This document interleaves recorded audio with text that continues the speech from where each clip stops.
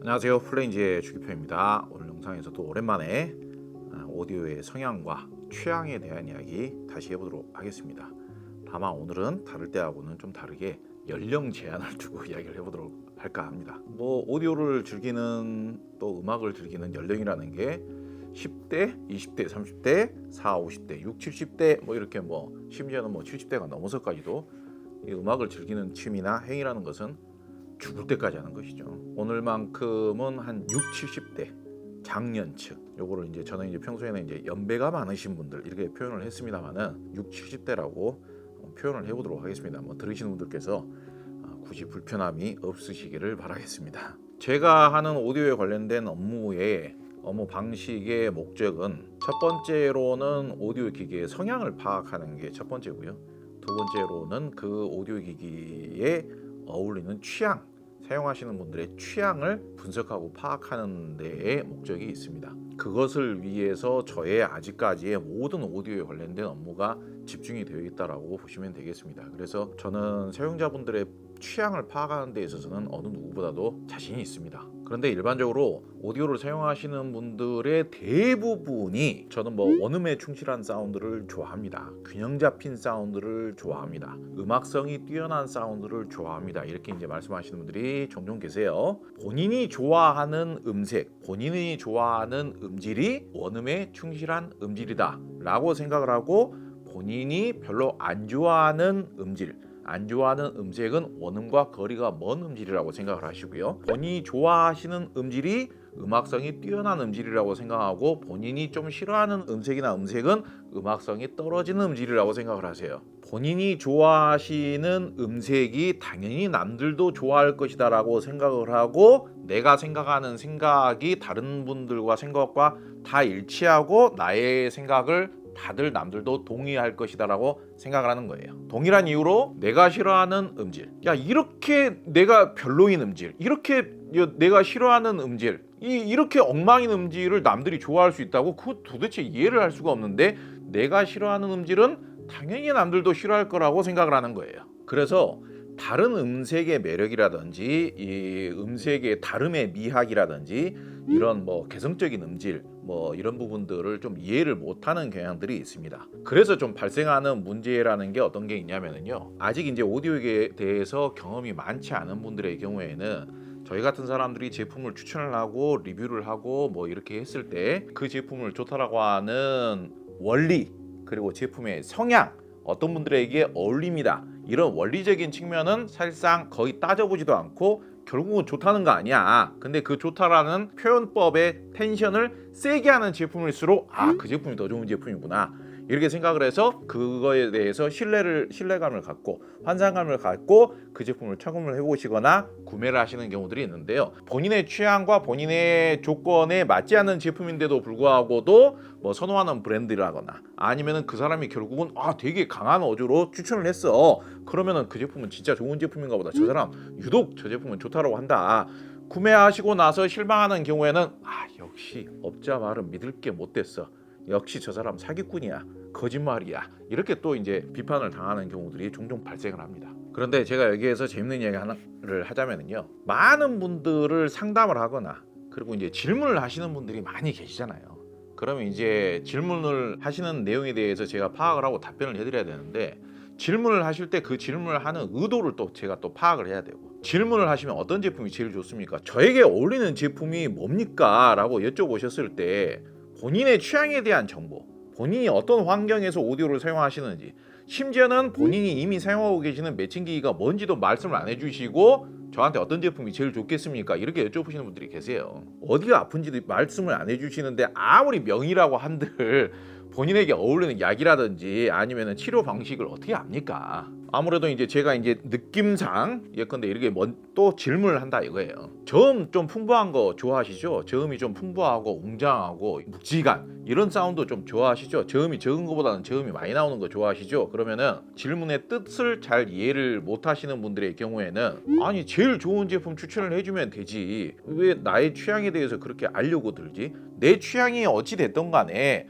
그냥 제일 좋은 제품을 추천해주면 되잖아. 뭘 질문을 해, 나한테 물어봐. 또 만약에 몸이 아파서 병원을 갔는데 내가 어디가 아픈지는 말을 안 해줄 텐데 네가 정말 능력 있는 의사면은 내가 어디 아픈지를 말해주지 않더라도 나를 한번 고쳐봐. 나에게 어울리는 약을 한번 추천을 해봐. 오늘 내 병을 고쳐봐. 이런 상황하고 비슷하다고 할 수 있습니다. 그러면서 나오는 반응이 제가 원하는 오디오는 원음에 충실하면서 부드럽고 자극이 없어야 하지만은 해상력이 좋고 짜릿하면서 다이나믹하고 음악성이 뛰어난 그런 감동을 주는 음질을 나는 좋아해요.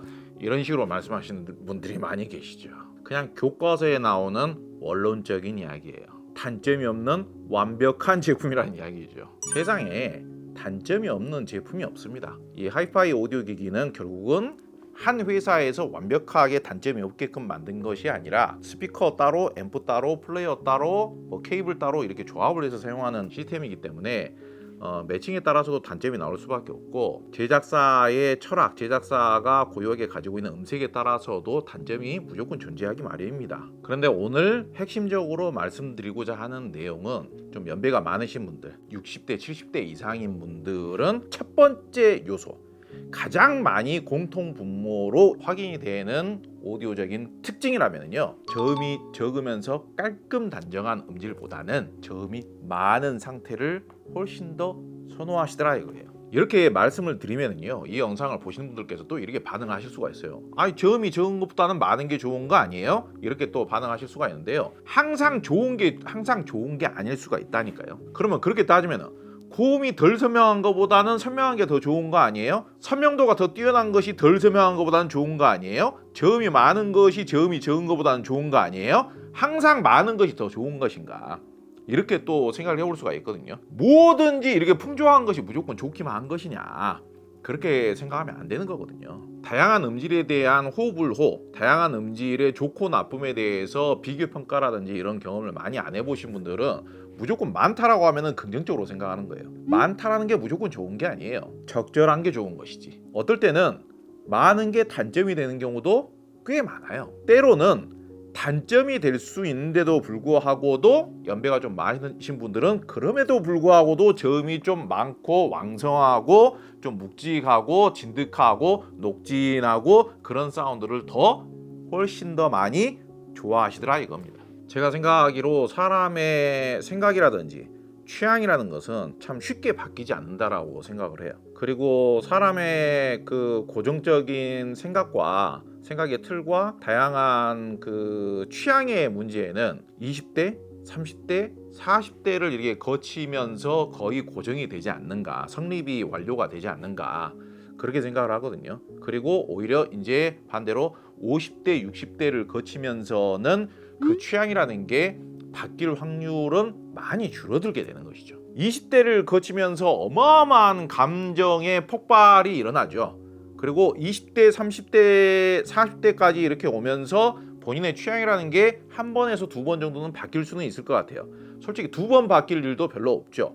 기존의 취향이라는 게 한 번 정도 바뀔 수는 있겠죠. 저 같은 경우도 그랬어요. 어렸을 적에는 엄청 짜릿하고 화려한 사운드를, 강한 사운드를 무진장 좋아했었습니다. 40대 중반을 넘어서부터는 너무 좀 센 사운드보다는 부드럽고 편안하고 감미롭고 좀 고혹하고 농밀하고 영롱한 그런 사운드가 굉장히 좋아지게 된 것이죠. 우리 아버지 세대이기도 하고 삼촌 세대라고도 볼 수 있는 60, 70대 이상인 분들의 경우에는 과연 이 취향이라는 게 언제쯤 성립이 되었을까? 언제쯤 고정이 되었을까? 대략 그분들의 나이를 20대, 30대, 40대로 한번 되돌아가 본다면은 우리나라 같은 경우 빠르면 1970년도에서 늦더라도 1990년대까지 그분들의 취향이 이제 성립이 되었다, 이렇게 생각하시면 됩니다. 중간 시기는 1980년대라고 할 수 있겠죠. 음식의 비유를 하자면은 1980년대의 젊은 시절을 보내면서 30, 40대를 보내면서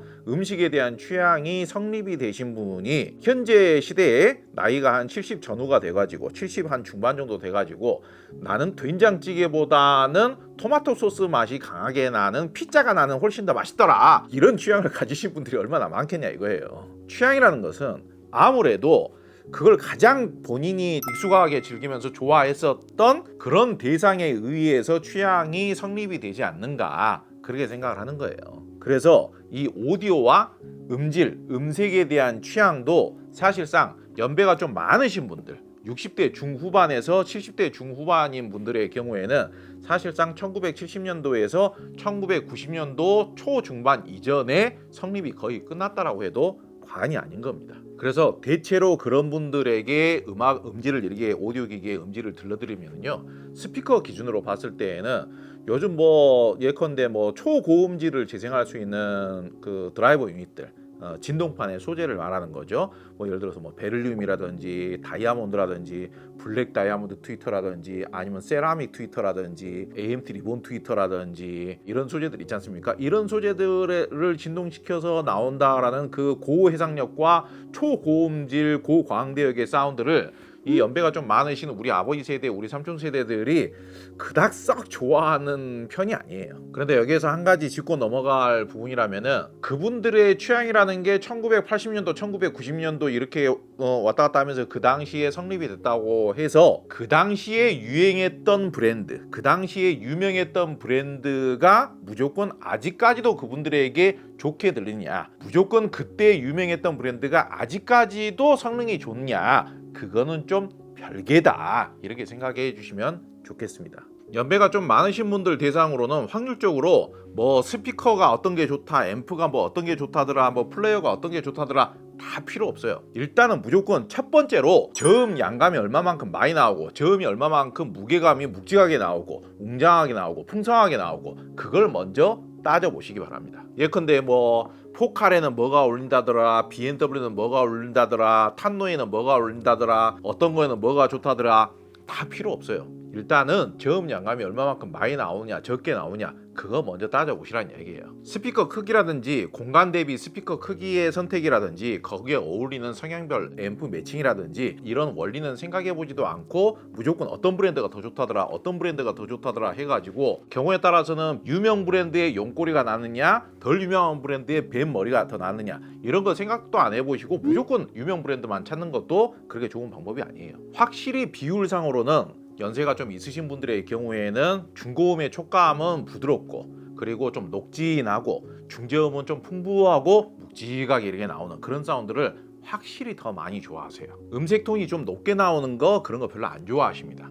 광대역, 초고해상력, 뭐 초고음질, 뭐 그딴 거 별로 중요하지 않아요. 종종 이런 고광대역, 무슨 짜릿한 사운드, 뭐 눈부신 사운드, 어마어마한 해상력의 뭐 짜릿함, 이런 식으로 이제 표현한 제품들이 있어요. 그렇게 표현한 것이 거짓말이 아니에요. 해상력이 좋은 제품 가지고 해상력이 좋다라고 하는 거고, 뭐 저음이 다이나마이크한 제품 가지고 뭐 강력하다라고 하는 것이고, 광대역 특성이 좋은 제품을 가지고 예를 들어서 뭐 AMT 리본 트위터가 있다든지, 뭐 베를린 트위터가 있다든지, 뭐 다이아몬드 트위터가 있다든지, 그러면은 어마어마하게 고광대역 표현이 가능하고 해상력도 더 좋아질 수밖에 없죠. 그렇게 표현한 제품이 있으면, 그렇게 평가한 제품이 있으면은, 아, 저 제품이 제일 좋은 제품인가 보다, 저 사람 표현하는 거 보니까 뭐 초고해상력, 고광대역 이런 굉장히 휘황찬란한 표현을 쓰는 거 보니까 저 제품이 더 좋은 제품인가 보다 해가지고 오셔가지고 딱 청을 해보시고 나서는 취향이 좀 안 맞으면은, 내 취향이 안 맞는 이런 제품을, 저음이 좀 적게 나오는데 어떻게 이렇게 저음이 적게 나오는 제품을 어떻게 음질이 더 좋다라고 할 수가 있느냐, 그 성향에 대한 표현 자체는 거짓말이 아니고, 그 성향에 대한 평가 자체는 허위가 아닌데도 불구하고도 본인이 좋아하시는 취향을 잘 파악하지 않은 상태에서, 그래서 제가 요즘은 이런 표현을 쓰는 겁니다.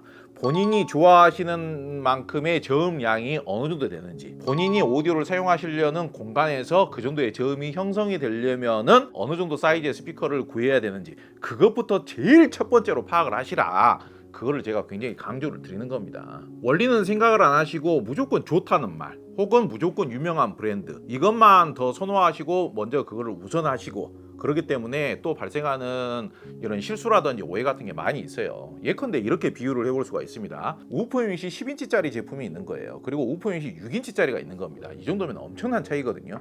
그런데 우퍼 유닛이 10인치짜리 제품도 좋다라는 이야기가 많고 우퍼 유닛이 6인치짜리 제품도 좋다라는 이야기가 많아요. 뭐 경우에 따라서는 원리적인 부분도 설명을 다 했겠죠. 이 제품은 저음이 10인치 우퍼 유닛이 탑재가 되어 있기 때문에 저음이 정말 왕성하게 잘 나옵니다. 이렇게 분명히 설명을 했고 6인치짜리 제품은 6인치 치고는 저음이 잘 나와요. 이렇게 얘기했을 수도 있겠지만은 100번 양보해서라도 6인치짜리 제품에 대한 적절한 또 성향 설명 그리고 어떤 분들에게 어울리는지 그런 설명도 했겠죠.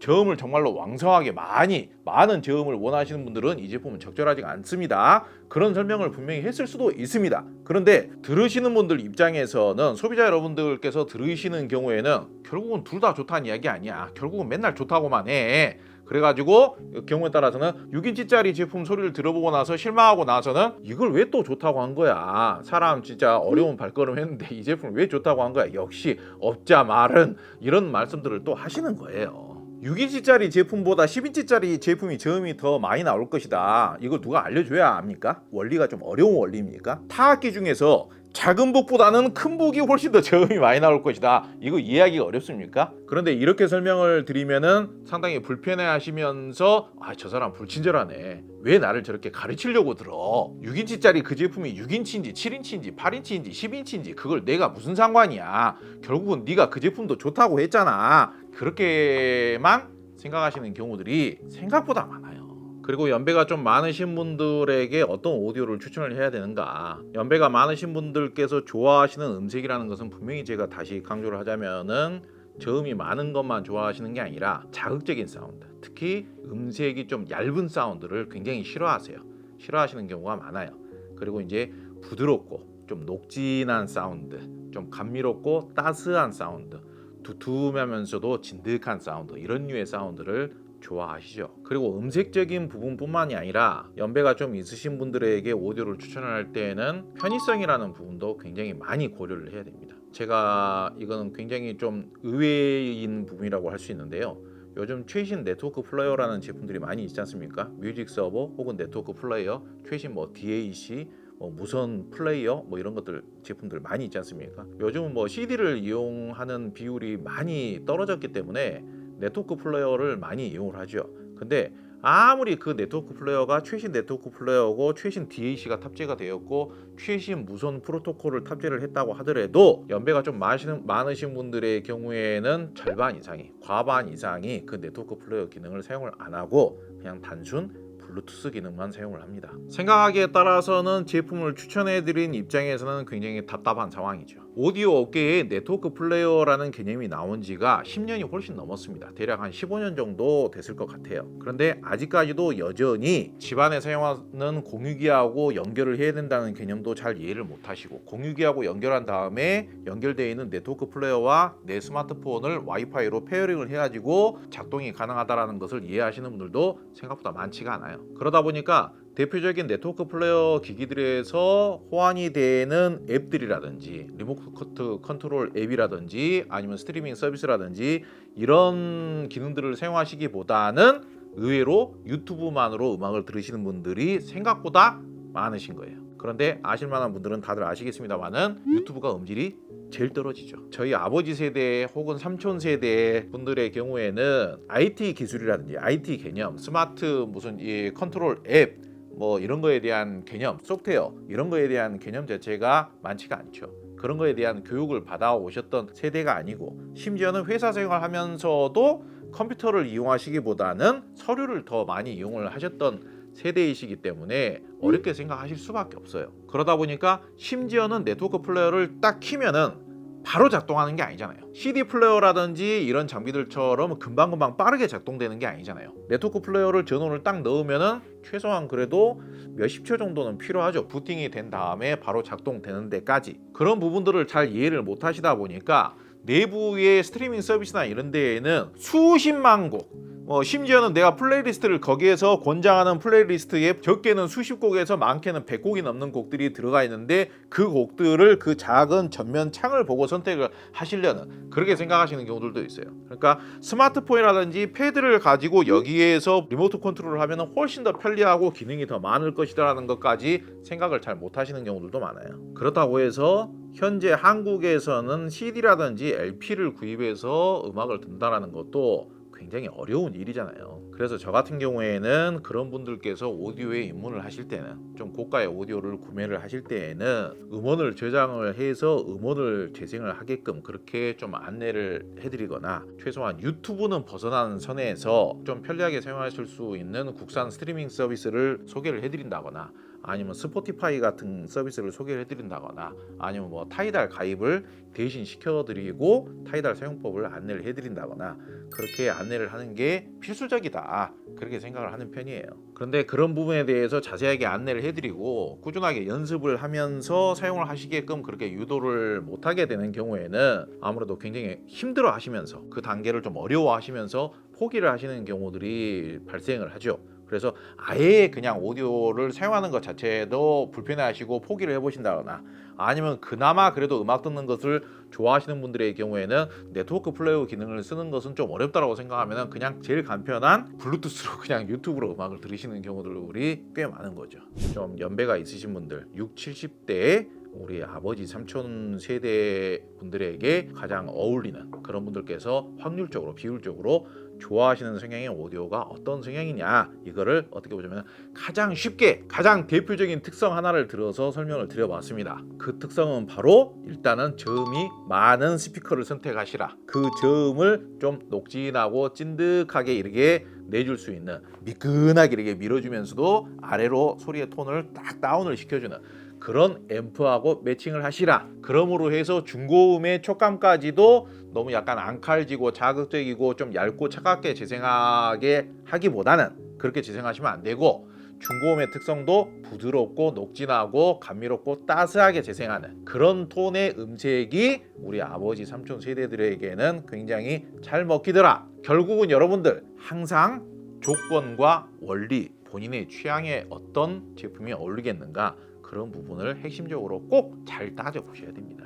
특히 연배가 많으신 분들께서 새롭고 다양한 정보에 대해서 습득을 했을 때 좀 혼란을 많이 느끼시고 어려워하시다 보니까 결론적으로는 무조건 좋다라고 하는 제품, 저 사람이 좋다고 했어, 저 사람이 저렇게 흥분을 해가면서 완전 오버 액션을 해가면서 좋다고 하니까 저 제품이 더 좋은가 봐, 무조건 좋다고 하는 말, 강한 톤으로 더 좋다고 하는 이야기 너무 맹신하지 마시고요. 오늘 제가 분명히 연배가 좀 있으신 분들, 연세가 좀 있으신 분들, 우리 아버지 삼촌 세대 분들에게 확률적으로 제가 20년이 넘게끔 분석을 한 결과, 저 혼자서 분석한 게 아니라 제 주변에 많은 오디오 경력자분들을 통해서도 통계적으로도 확인한 결과 가장 핵심적으로 제일 중요하게 공통분모가 많이 차지하는 특성이라면은 저음이 묵직한 특성, 저음이 좀 더 풍부하게 나오는 특성, 이게 가장 중요하고 더 많은 분들에게 해당이 되더라. 이걸 꼭 명심을 하시기를 바라겠습니다. 오늘 영상은 여기까지 마무리하도록 하겠습니다. 감사합니다.